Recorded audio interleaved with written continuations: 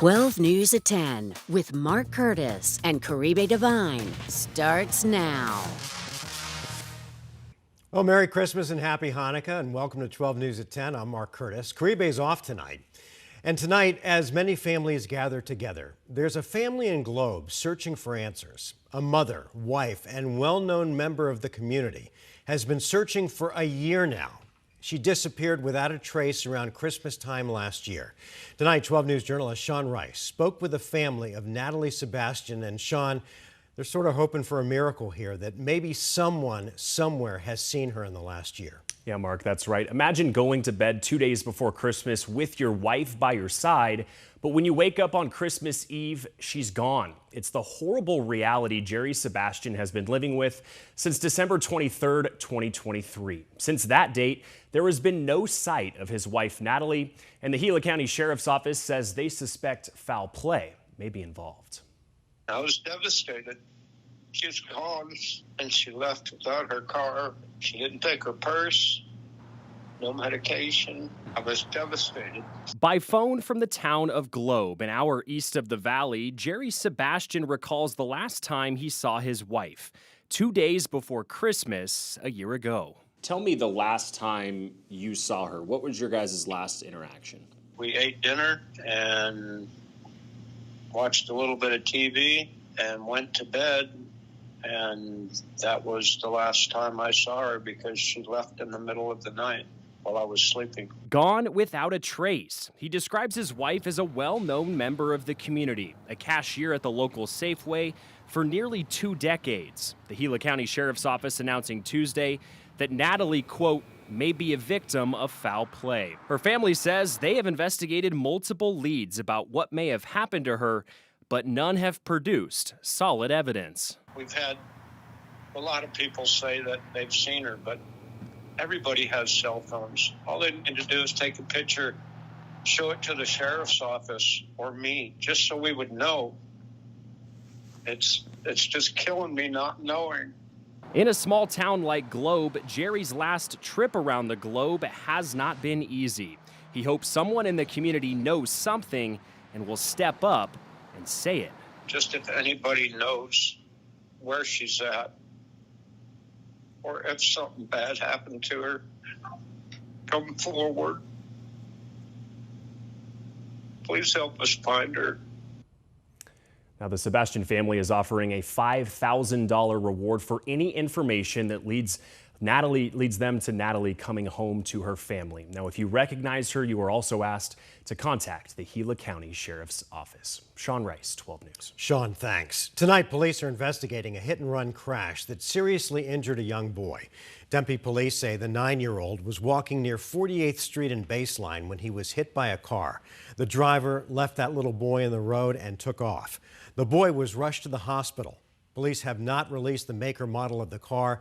Once we get information on that and the boy's condition, we'll keep you updated on air and online. Tonight, we've learned the man who fell through the ice on an Arizona lake and died was an ASU student. The Coconino County Sheriff's Office tells us that 26-year-old Abhishek Segaholi had moved to Arizona from India to study at ASU. He and his friends were visiting Woods Canyon Lake when he fell through the ice. His body was found yesterday. Tonight, the story of a 23-year-old.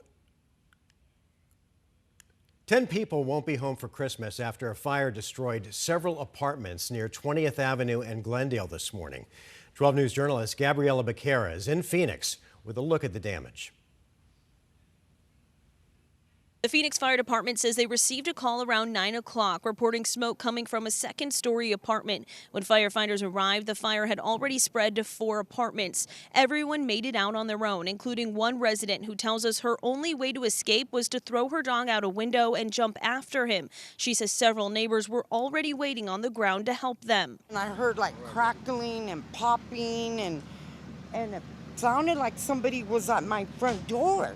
And I go, what's going on? So I got up, opened the door, and there was flames shooting everywhere. No one was injured. The crisis response team is helping people find places to stay through the holiday weekend. Investigators are still working to figure out what started the fire. In Phoenix, Gabriela Becerra, 12 News.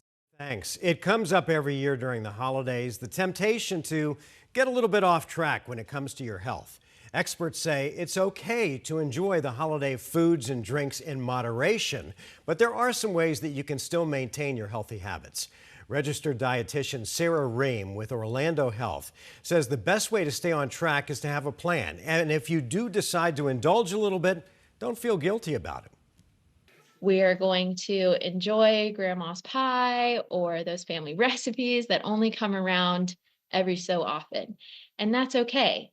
So if we decide to go that route, let's do it. Commit to it. Remember that having one not so healthy meal is not going to change your life, just the way that having one healthy meal is not going to change your life. Ream says this time of the year doesn't call for drastic diets or cleanses after the holidays. And if you'd like to stay on track, she says, just balance your plate and work in some exercise. Even a 5-minute walk, she says, can help your body after eating. Well, grab your lottery ticket and your rabbit's foot. Just in the last hour, the winning numbers for the Mega Millions jackpot were announced. Here are the numbers: 11, 14, 38, 45, 46, and the mega ball is 3. If the lucky winner chooses the cash prize, they will take home $449 million. This marks the 7th time in the game's 20-year history that the jackpot has soared past $1 billion. If there's a winner tonight, this would mark just the second Mega Millions jackpot that's won on Christmas Eve. Someone won $68 million back in 2002, but believe it or not, they never claimed the prize. Well, it's shaping up to be a beautiful Christmas holiday all across the state. Crystal, do they have any chance at all for a white Christmas up north? I kind of feel like I just checked the chances, and it's very similar to our chances of winning the Mega Millions. Oh, we're going to need a Christmas miracle because the latest model runs not giving us the best opportunity to see a white Christmas when we wake up tomorrow. Okay, so here's the radar as it stands right now. We have clouds cruising on through. We've got a piece of energy here about to whirl and twirl through our state while you are sleeping tonight. And here's what the rain and snow is going to look like through tomorrow. It's a lot different than what we were showing you in earlier newscasts. It's barely anything measurable showing up here, and it's all exclusive to the northern and far eastern stretches of our state here. But yeah, there could be a few spots that wake up to a white Christmas, or maybe we'll be pleasantly surprised and this piece of energy will sag just a little bit south to give us more hope. But it does look like a windy affair for us, especially in our mountain regions. So if you have time to go out there before you hit the hay, make sure you secure the Santas and all the inflatables so that they don't, get knocked over or blow down the street here. We're going to have gusts jumping up between 25 and 35 miles an hour. There is still that slim shot. We're hoping for some snow in northern Arizona tomorrow. Otherwise, you're going to find beautiful sunshine.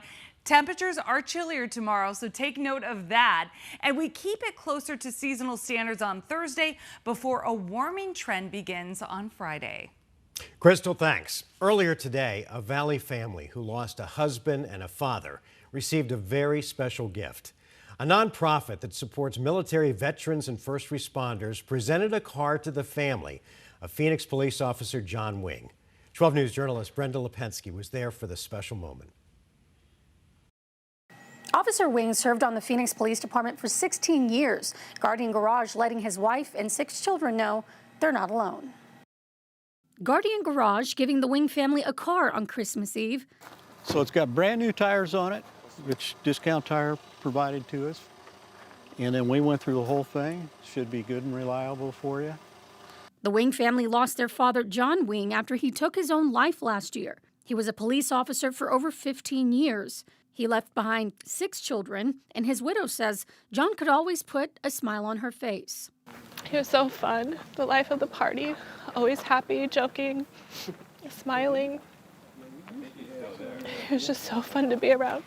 Co-founder of Guardian Garage, Craig Lewis, says their organization gives first responders and military a space to improve on their mental health by allowing them to work on restoration projects and customize cars. This car was one of those projects. We had a vehicle that was donated to us. Doesn't fit the profile we typically hang on to here at the shop as a shop project. because it's not like a old car, 60s or earlier. And it was in good enough condition where all we had to do was a little light repair work, some tune-up, oil changes, fix a couple of broken pieces on it here and there, detail it out, and it was safe, registerable, and something that could be driven daily. A ride that the whole family is grateful for. This whole thing is honestly a miracle. It's such a blessing, and I'm super thankful for it. And so this means a lot because now my son can drive himself to school and his sister and help me take the kids around since I was the only driver. A car that already has them thinking of places they'll go. In-N-Out. In-N-Out does sound pretty good right now. I don't know, just like to like my friend's house and like just like everywhere. The original plan was to fix up one of Officer John Wing's pickup trucks to give to his oldest son, but that didn't come to fruition. Nonetheless, this gift is one the Wing family says they'll always remember. There's still really good people out there. They're still angels. Guardian Garage says they welcome any first responder or military member into their group. If you or anyone you know is suffering a crisis, you could call the Suicide and Crisis Hotline at 988. Brenda Lipinski, 12 News. Brenda, thanks.